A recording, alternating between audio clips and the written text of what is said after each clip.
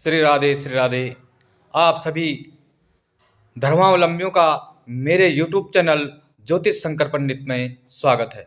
सज्जनों, आज का मुख्य विषय है कि क्या मूर्ति पूजा होती है।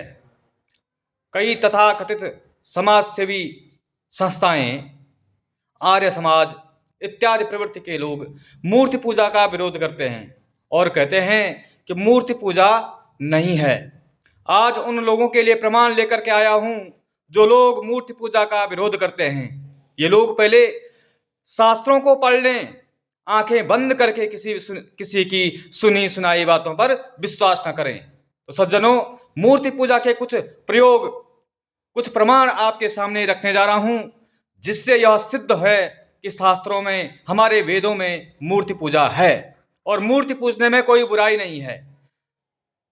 हमारे वेदों में मूर्ति पूजा का प्रमाण, वेद स्वयं मूर्ति पूजा के समर्थक हैं। अब इसका प्रमाण दे रहा हूं। वेद मंत्र की इस ऋचा से अथर्ववेद कहता है, संवत्सरस्य प्रतिमाया त्वारात्य उपास्यमहे सा न आयुष्मतिं प्रजाम रायस्य शोषेण संसृजः। क्या कह रहा अथर्ववेद? अथर्ववेद कह रहा है कि हे रात्रि, संवत्सर की प्रतिमा, प्रतिमा किसको बोलते हैं? मूर्ति को।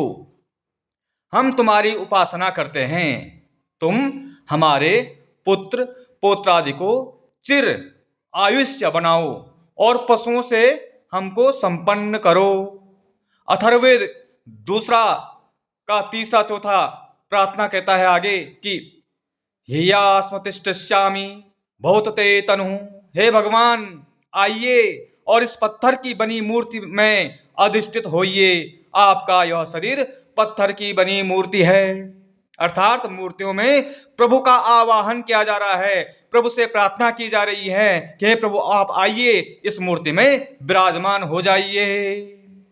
मां असि प्रमहा असि प्रतिमा असि। तैत्तिरीय उपनिषद कहता है कि हे महावीर, तुम ईश्वर की प्रतिमा हो। सहस्त्रस्य प्रतिमा असि यजुर्वेद। हे परमेश्वर, आप सहस्त्रों की प्रतिमा हो। अर्चत प्रार्चत प्रमेधासो अर्चतः। अथर्ववेद कहता है, हे बुद्धिमान मनुष्यो, उस प्रतिमा का पूजन करो। क्या कहा? कि प्रतिमा का पूजन करो, भली भांति पूजन करो। ऋषि नाम प्रस्त्रोसि नमो अस्तु देव्याय प्रस्तराय। अथर्ववेद की सूक्त है कि हे प्रतिमा, तू ऋषियों का पाषाण है, तुझ दिव्य पाषाण के लिए नमस्कार है। गणपति अथर्व शीर्षम की फलश्रुति है कि सूर्य ग्रहे महानद्याम प्रतिमासा निदो वा जप्ता सिद्धि मंत्रो भवती। यानी सूर्य ग्रहण के समय महानदी में अथवा प्रतिमा के निकट इस उपनिषद का जप करके साधक सिद्ध मंत्र हो जाता है। वेद मूर्ति पूजा का प्रमाण दे रहे हैं। इसी प्रकार देवी अथर्व शीर्षम कहता है कि निशीथे तुरीय संध्यायाम जप्ता वाक्य सिद्धिर भवेतः नूतनायाम प्रतिमायाम जप्ता देवता सानिध्यम भवति प्राण प्रतिष्ठायाम जप्ता प्राणानाम प्रतिष्ठा भवति ही। अर्थात प्रतिमा में शक्ति का अधिष्ठान किया जाता है, प्राण प्रतिष्ठा की जाती है।